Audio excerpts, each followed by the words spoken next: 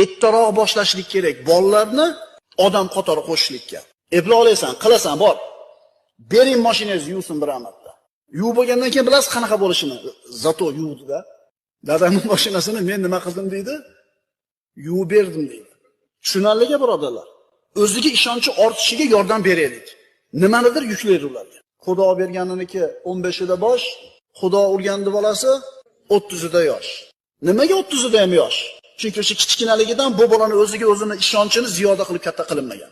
Bola o'zini nuqsonli his qilishligi, o'zini boshqalardan kam deb his qilishligining sabablarini ko'ryapmiz. Shulardan bittasi ota-ona oshiqcha po'palashib bolasini. Bolasiga biror narsani ishonib topshirmaslik.